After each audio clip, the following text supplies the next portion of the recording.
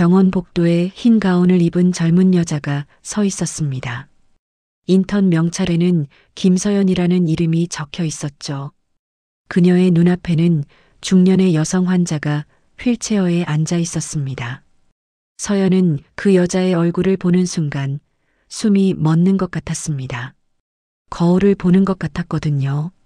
똑같은 눈매, 똑같은 입모양, 심지어 미간을 찌푸리는 버릇까지.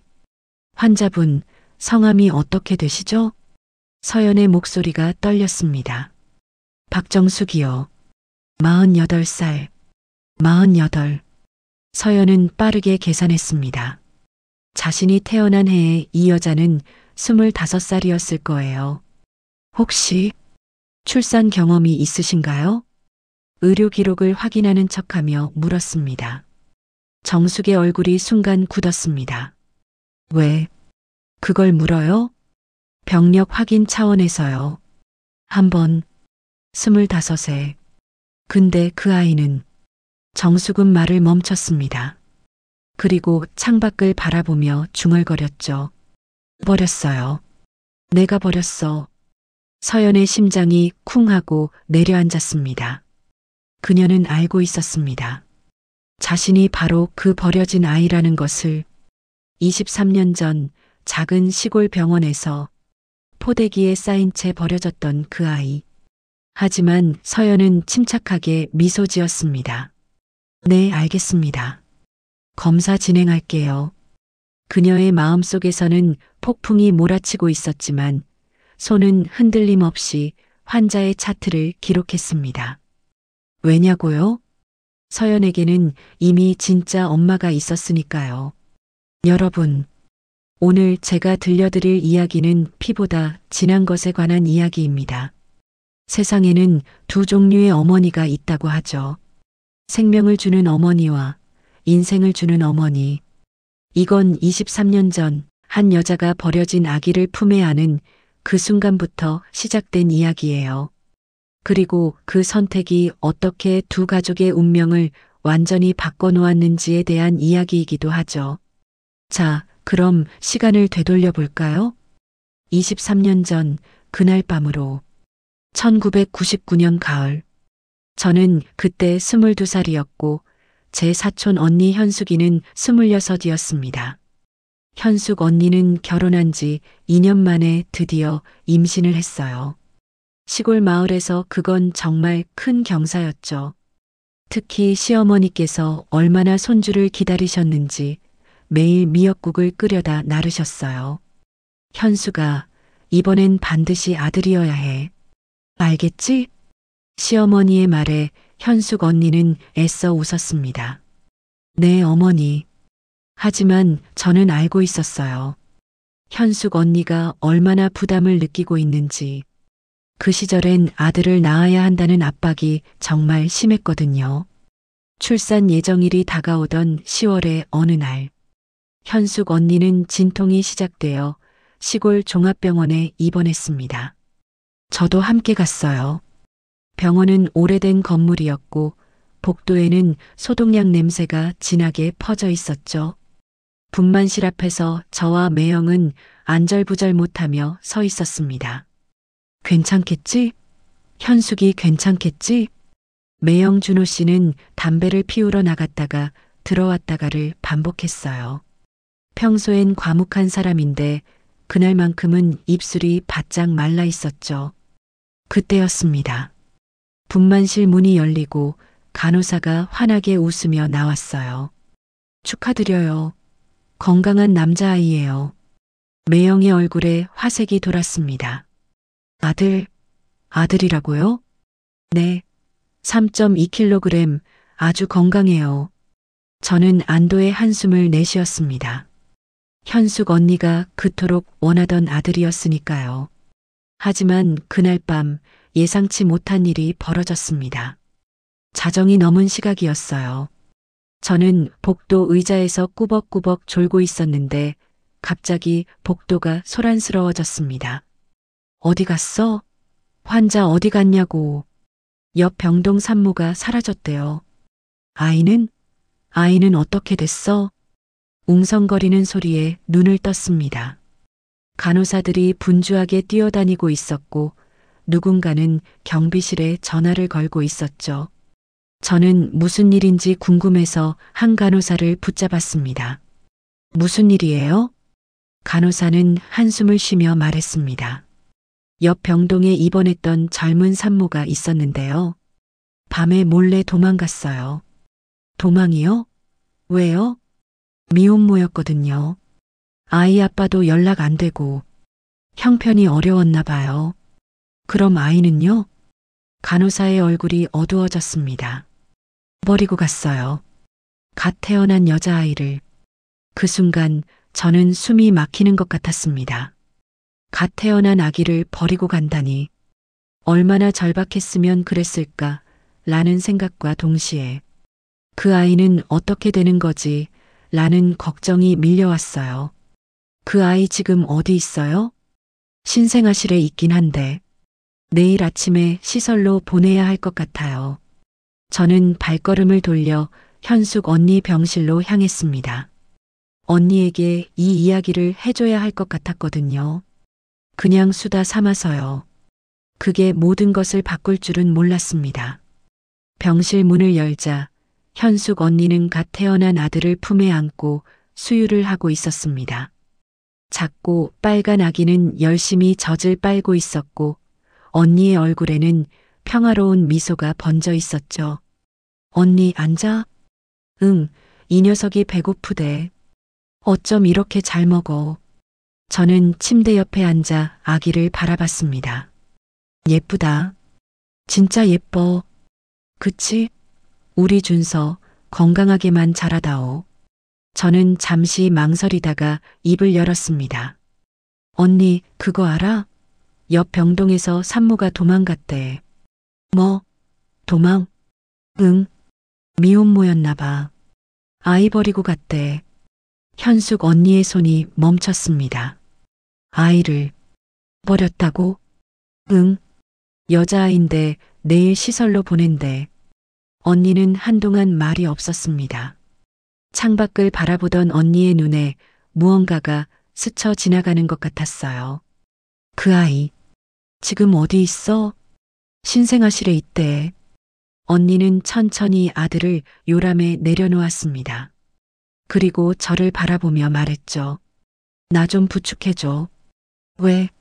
어디 가게? 신생아실. 지금 언니 방금 출산했잖아. 안 돼. 하지만 현숙 언니의 눈빛은 단호했습니다. 가야 해. 그 아이 얼굴 한 번만 보고 싶어. 저는 결국 언니를 부축해 신생아실로 향했습니다. 복도는 조용했고 형광등 불빛만이 차갑게 빛나고 있었죠. 신생아실 유리창 너머로 아기들이 보였습니다. 간호사가 우리를 보더니 다가왔어요. 이 시간에 어쩐 일이세요? 현숙 언니가 말했습니다. 저기, 오늘 버려진 아이가 있다고 들었는데요. 간호사의 표정이 묘해졌습니다. 네, 저쪽 구석에요.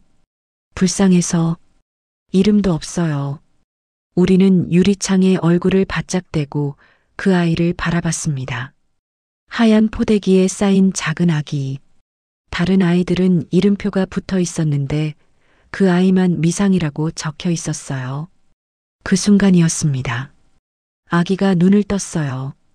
크고 맑은 눈이 마치 유리창 너머 우리를 바라보는 것 같았죠. 현숙 언니가 숨을 들이쉬었습니다. 저 아이, 나한테 온 거야. 뭐? 인연이야. 저 아이가 나한테 온 거라고. 저는 언니의 말을 이해할 수 없었습니다. 하지만 언니의 눈에서는 이미 눈물이 흐르고 있었어요. 현숙 언니가 간호사에게 말했습니다. 저 아이 제가 데려갈 수 없을까요? 간호사는 깜짝 놀랐습니다. 네, 데려가시다니요? 입양이요. 제가 키우고 싶어요. 하지만 산모님 방금 출산하셨잖아요. 그리고 절차가 어떻게 되든 저 아이를 시설로 보내지 마세요. 제발이요.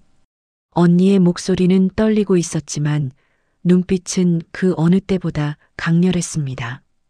저는 언니 곁에서 어쩔 줄 몰라 했어요. 언니 잠깐. 이건 매형이랑 상의해야 하지 않아? 상의할 거야. 하지만 먼저 저 아이를 지켜야 해. 그때 병실에서 매형의 목소리가 들렸습니다. 현숙이 어디 갔어? 매형 준호 씨가 허둥지둥 복도로 나왔습니다. 여보, 왜 여기 있어? 몸조리해야지. 현숙 언니는 매형을 똑바로 바라봤습니다. 여보, 나 할 말 있어. 뭔데? 저 아이 있잖아. 버려진 아이. 우리가 키우자. 매형의 얼굴이 순식간에 창백해졌습니다. 아니, 거의 초록색이 됐다고 해야 할까요? 뭐, 지금 뭐라고 했어? 우리 준서 쌍둥이로 키우자. 용봉 쌍둥이라고 하면 돼. 그게 무슨 소리야? 우리 아이도 아닌데. 아이는 아이야. 엄마가 버렸다고 아이 잘못이야? 매형은 손으로 얼굴을 감쌌습니다.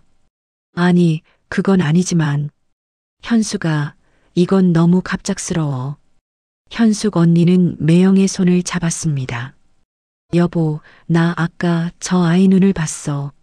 그 눈이 나한테 살려주세요라고 말하는 것 같았어. 나 외면 못해. 하지만, 제발, 이건 하늘이 준 인연이야. 우리한테 온 아이야. 긴 침묵이 흘렀습니다. 저는 숨도 못 쉬고 두 사람을 바라봤어요. 마침내 매형이 한숨을 깊이 내쉬었습니다. 후, 당신이 그렇게까지 원한다면 진짜로 해도 돼. 대신 한 가지 조건이 있어. 뭔데? 이 아이 친자식처럼 키워야 해. 절대 차별하면 안 돼. 그리고 아무에게도 말하지 마. 우리 아이로 키우는 거야. 현숙 언니의 얼굴에 눈물이 흘러내렸습니다. 고마워, 여보. 정말 고마워. 저는 그 순간을 평생 잊지 못합니다. 복도의 희미한 불빛 아래 두 사람이 손을 잡고 신생아실을 바라보던 그 모습을, 그게 한 아이의 운명이 바뀌는 순간이었으니까요. 며칠 후 현숙 언니 가족은 퇴원했습니다. 아이는 둘이었죠. 아들 준서와 딸 서연.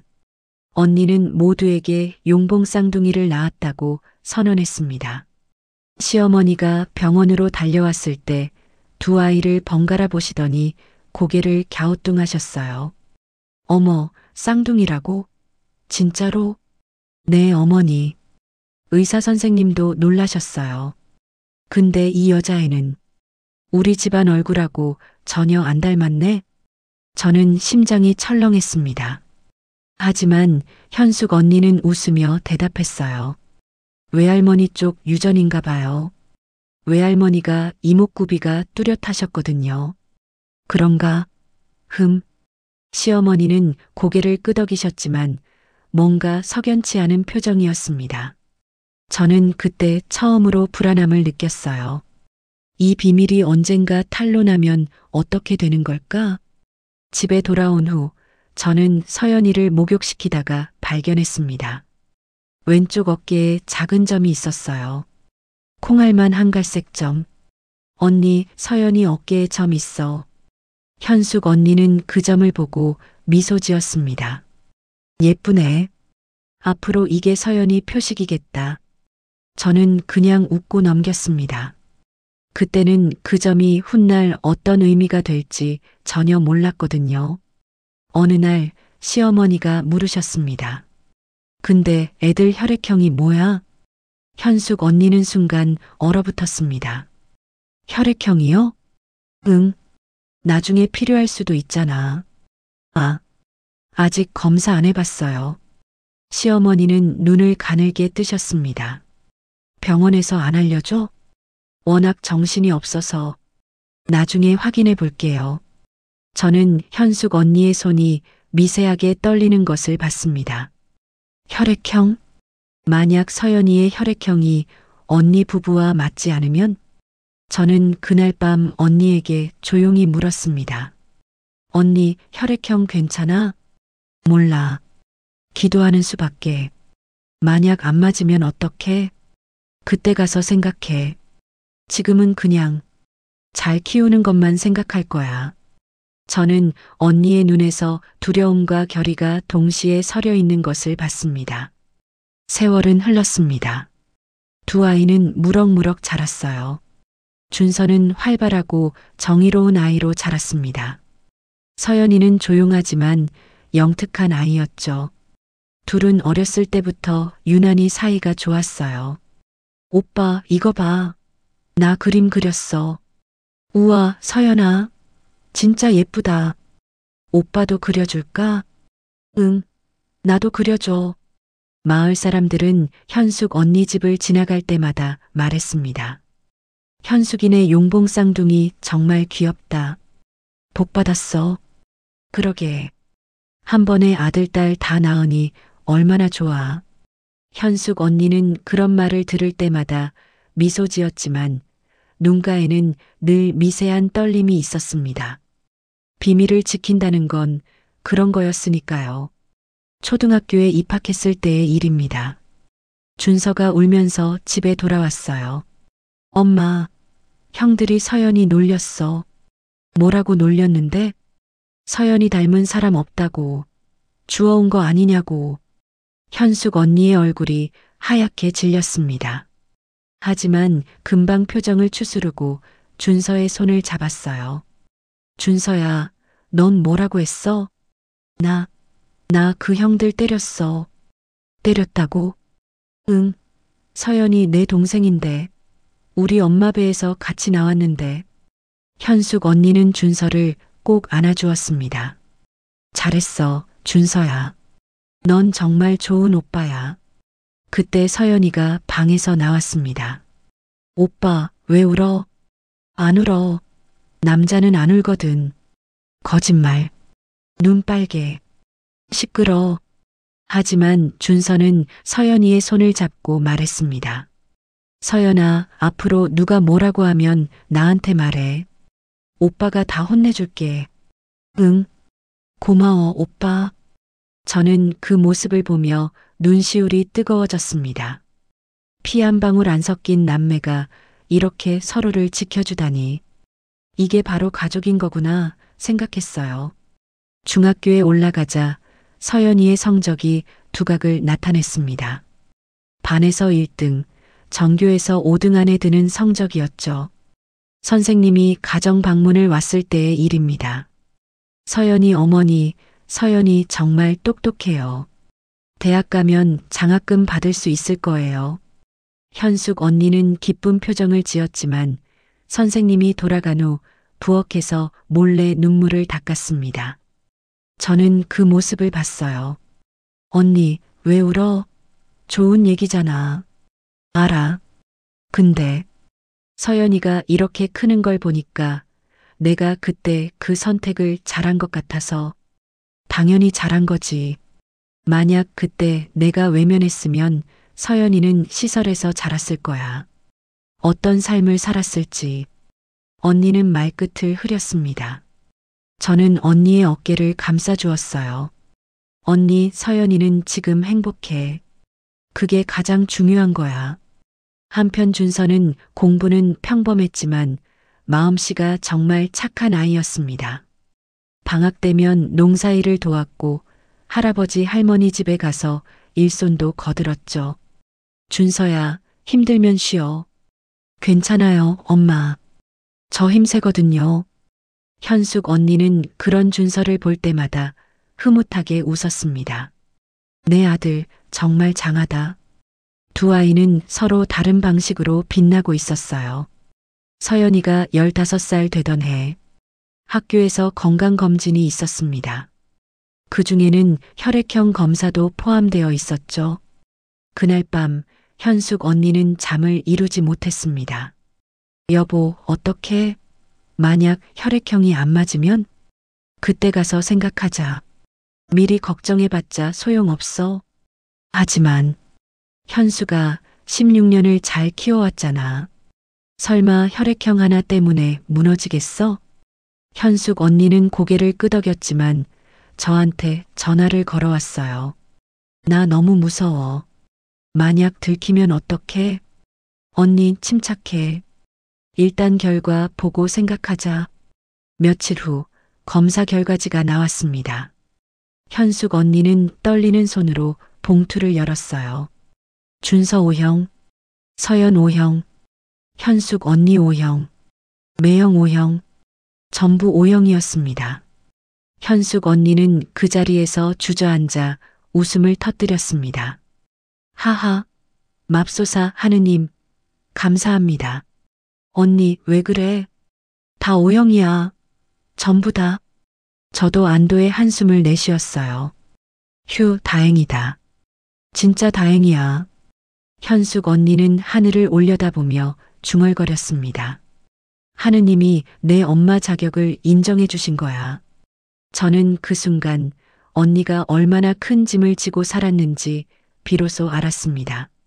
16년 동안 매일 밤 혈액형 검사가 언제 올지 두려워했던 거예요. 하지만 진짜 위기는 따로 있었습니다. 서연이가 12살 때 이미 마을 사람들의 수군거림을 들었다는 걸 우리는 나중에야 알았어요. 고등학교 2학년 때의 일이었습니다. 서연이가 학교에서 돌아오더니 방문을 닫고 나오지 않았어요. 서연아, 밥 먹어. 안 먹어요. 왜? 어디 아파? 그냥 혼자 있고 싶어요. 현숙 언니는 걱정이 되어 저한테 전화를 했습니다. 서연이가 이상해. 뭔가 있는 것 같은데 말을 안 해. 사춘기 아니야? 아니, 그런 게 아닌 것 같아. 뭔가 다른 느낌이야. 며칠 후 현숙 언니는 서연이 방을 정리하다가 일기장을 발견했습니다. 평소엔 아이들 물건을 보지 않는 사람이었지만 너무 걱정이 되어 열어보고 말았어요. 그리고 그 자리에서 얼어붙었습니다. 서연이의 일기. 오늘 시장에서 아줌마들이 하는 말을 들었다. 현숙이 내 딸.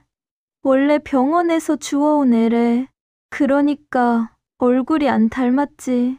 불쌍하긴 하다. 그래도 현숙이가 잘 키우네. 나는 벽 뒤에 숨어서 다 들었다. 주워온 애. 내가 주워온 애라고. 그래서 엄마 아빠 얼굴을 안 닮은 거구나. 그래서 할머니가 맨날 그런 눈으로 보셨구나. 울지 않으려고 했는데 눈물이 났다. 근데 이상하게 엄마가 미워지진 않았다. 오히려 더 감사했다. 버려진 나를 주워서 키워주셨으니까. 내 진짜 엄마보다 더 엄마니까. 그래도 가끔 궁금하다. 나를 버린 사람은 어떤 사람일까? 왜 나를 버렸을까? 지금 어디서 뭘 하고 있을까? 이 생각을 하면 밤에 잠이 안 온다. 현숙 언니는 일기장을 덮고 한참을 울었습니다. 저한테 전화가 왔을 때 언니는 말을 잇지 못했어요. 서연이가 알고 있었어. 뭘? 전부 다. 자기가 주워온 아이라는 걸. 저는 충격을 받았습니다. 언제부터? 12살 때부터래. 4년이나. 혼자 가슴에 품고 있었어. 그런데 왜 말 안 한 거야? 몰라. 아마 우릴 배려한 것 같아. 현숙 언니의 목소리는 찢어지는 것 같았습니다. 내가 지켜주려고 한 건데 오히려 서연이가 나를 지켜주고 있었어. 12살짜리가 어린 것이. 저는 아무 말도 할 수 없었습니다. 그날 밤 현숙 언니는 서연이 방문 앞에 서 있었습니다. 노크하려다 멈추고 다시 손을 올리고 또 멈추고 1시간을 그렇게 서 있었대요. 결국 문을 열지 못하고 돌아섰습니다. 뭐라고 말해야 할지 몰랐으니까요. 미안해라고요? 사랑해라고요? 어떤 말도 서연이가 4년간 혼자 감당한 무게에 비하면 가벼운 것 같았대요. 며칠 후 시어머니가 찾아오셨습니다. 현수가 나 할 말 있어. 네, 어머니. 시어머니는 차를 한 모금 마시고 말씀하셨습니다. 서연이 말이야. 현숙 언니의 심장이 쿵 내려앉았습니다. 네, 동네 사람들이 하는 얘기 들었어. 서연이가 주워온 아이라며? 그건 사실이야? 긴 침묵이 흘렀습니다. 현숙 언니는 더 이상 숨길 수 없다는 걸 알았습니다. 네, 사실이에요. 시어머니의 눈이 커졌습니다. 뭐, 진짜야? 죄송해요, 어머니. 그때 그냥 외면할 수가 없었어요. 17년을 속였어? 나를? 시어머니의 목소리가 높아졌습니다. 이게 말이 돼? 남의 자식을 내 손녀라고 속이고 살았다고? 어머니, 서연이는 남의 자식이 아니에요. 제 딸이에요. 피 한 방울 안 섞였는데 무슨 딸이야? 현숙 언니는 눈물을 흘리며 말했습니다. 피가 뭐가 중요해요? 17년을 함께 먹고 자고 울고 웃었어요. 그게 가족 아니면 뭐예요? 그래도 그렇지. 최소한 나한테는 말했어야지. 말씀드렸으면 받아주셨을 거예요? 시어머니는 말문이 막혔습니다. 그건 어머니도 아시잖아요. 그때 말씀드렸으면 절대 허락 안 하셨을 거. 그래서 말씀 못 드린 거예요. 시어머니는 한참을 침묵하다가 자리에서 일어났습니다. 나 집에 갈게. 머리 좀 식혀야겠어. 어머니. 시어머니는 돌아보지 않고 나갔습니다.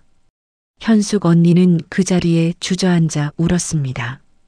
그 후로 며칠간 시어머니는 연락이 없었습니다. 매형도 곤란한 표정을 지었어요. 엄마가 많이 화나신 것 같아. 알아요. 제가 잘못한 거죠. 아니, 잘못한 건 아니야. 근데 엄마 마음도 이해해. 저도 이해해요. 근데 서연이는 잘못 없잖아요. 그때 방문이 열렸습니다. 서연이가 서 있었어요. 엄마, 서연아, 너 다 들었어요. 할머니 화나신 거. 현숙 언니는 서연이를 안으려 했습니다. 하지만 서연이가 먼저 말했어요. 엄마, 저 할머니 찾아가도 돼요? 뭐? 제가 직접 말씀드릴게요. 할머니한테. 서연아, 그건 괜찮아요. 저 다 알고 있었어요. 진작에. 이제 숨길 거 없잖아요. 서연이의 눈은 맑았습니다. 두려움 대신 결의가 서려 있었어요. 다음 날 서연이는 시어머니 집을 찾아갔습니다. 저도 멀리서 지켜봤어요. 시어머니는 냉랭한 표정으로 서연이를 맞이했습니다. 왔니? 네, 할머니. 무슨 볼일이야? 서연이는 무릎을 꿇고 앉았습니다. 할머니, 죄송해요. 뭐가?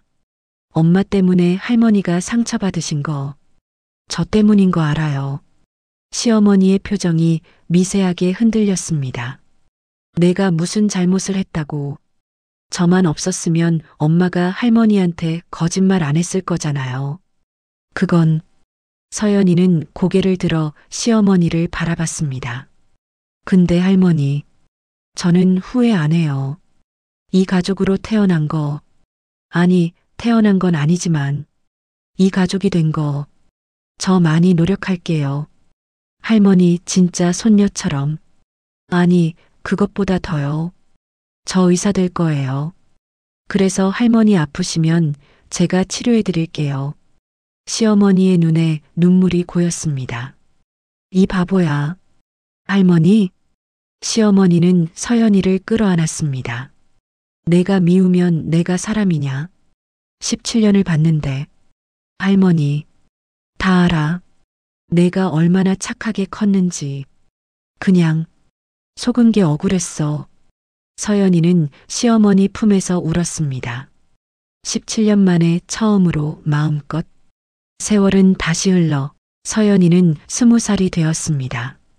그해 겨울 서연이는 의과대학 합격 통지서를 받았습니다. 엄마, 붙었어. 의대 붙었어. 현숙 언니는 그 자리에서 펑펑 울었습니다. 우리 서연이, 우리 딸, 정말 장하다. 준서도 덩달아 울었어요. 야, 서연아. 너 진짜 대단해. 온 가족이 부둥켜 안고 울었습니다. 저도 영상통화로 함께 울었어요. 그날 밤 현숙 언니는 서연이를 불러 앉혔습니다. 서연아, 엄마 너한테 할 말 있어. 뭔데요? 사실은 내가 태어났을 때 일이야. 서연이는 미소 지었습니다. 엄마, 저 알아요. 알아? 병원에서 주워온 거잖아요. 마을 사람들 수다 듣고 알았어요.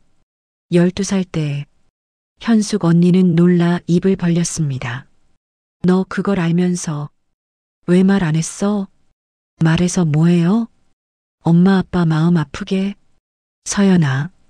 서연이는 현숙 언니의 손을 잡았습니다. 엄마, 저는 전혀 신경 안 썼어요. 알았을 때 잠깐 슬펐지만요. 금방 괜찮아졌어요. 왜냐면요.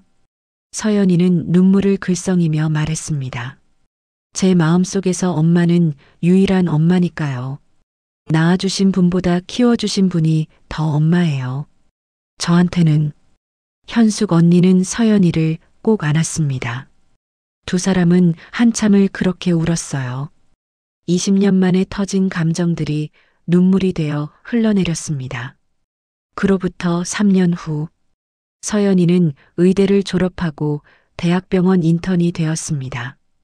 어느 날 외래에서 한 환자를 만났습니다. 환자분 성함이 박정숙이요. 서연이는 환자의 얼굴을 보고 멈칫했습니다. 거울을 보는 것 같았거든요. 똑같은 눈매, 똑같은 코, 심지어 미간을 찌푸리는 버릇까지. 서연이는 병력을 확인하며 조심스럽게 물었습니다. 혹시 출산 경험 있으세요? 왜요? 병력 확인 차원에서요. 정숙은 창밖을 보며 말했습니다. 한번 25세. 근데 그 아이는 버렸어요. 서연이의 심장이 쿵 내려앉았습니다. 왜 버리셨어요? 그때 너무 어렸어요. 아이 아버지도 도망갔고 돈도 없고 어떻게 키워요? 지금은 후회하세요? 정숙은 한참을 침묵했습니다. 몰라요. 아니, 후회해요. 매일 후회해요. 그 아이가 어떻게 됐는지도 모르고 23년을 살았으니까. 서연이는 차트를 적으며 물었습니다. 혹시 그 아이 특징 기억하세요? 특징이요? 글쎄, 워낙 갓난아기라. 정숙은 고개를 저었다가 문득 생각난 듯 말했습니다. 아, 왼쪽 어깨에 점이 있었어요.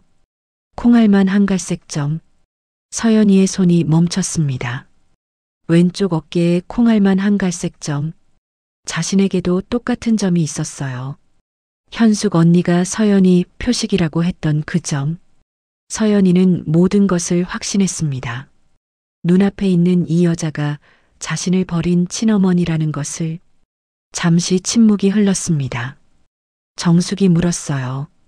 왜 그래요? 표정이 이상해.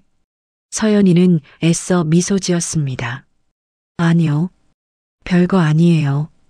검사 진행할게요. 서연이는 최고의 의료 서비스를 제공했습니다. 친절하게, 정성스럽게. 하지만 자신이 누구인지는 말하지 않았어요. 필요 없었거든요. 서연이에게는 이미 엄마가 있었으니까. 그날 밤 서연이는 집에 돌아와 현숙 언니를 꼭 안았습니다. 엄마, 왜 우리 딸 오늘 병원에서 있었던 일 얘기해도 돼요? 서연이는 모든 것을 이야기했습니다. 친어머니를 만난 것, 자신인 줄 모르고 지나간 것, 그리고 그 순간 자신이 무엇을 느꼈는지. 현숙 언니는 조용히 들었습니다. 서연이가 말했어요. 엄마, 저 깨달은 게 있어요. 뭔데? 세상에는 두 종류의 어머니가 있어요. 두 종류? 네. 하나는 생명을 주시는 분. 하나는 인생을 주시는 분. 서연이의 눈에서 눈물이 흘러내렸습니다. 저는 운이 좋아요. 두 번째 분을 만났으니까. 현숙 언니의 눈에서도 눈물이 끊어진 실처럼 흘러내렸습니다. 바보야. 네. 현숙 언니는 서연이의 얼굴을 두 손으로 감싸며 말했습니다. 넌 내가 주운 보물이야. 두 사람은 오래도록 서로를 안고 울었습니다. 23년 전 한 여자의 용기 있는 선택이 만들어낸 기적. 피 한 방울 섞이지 않았지만 세상 누구보다 진한 모녀의 사랑. 지금 현숙 언니 집에서는 매년 설날마다 큰 잔치가 벌어집니다. 준서는 전기기술자가 되어 결혼하고 아들을 낳았어요. 서연이는 외과 전문의가 되어 결혼하고 딸을 낳았죠. 두 가족이 모두 모여 식탁에 둘러앉으면 현숙 언니는 늘 같은 말을 합니다. 우리 용봉 쌍둥이 오늘도 건강하게 잘 왔네. 그러면 서연이가 웃으며 대답합니다. 엄마, 저 아직도 진짜 쌍둥이인 줄 아는 사람 있어요. 그래. 그럼 그냥 그런 줄 알게 둬.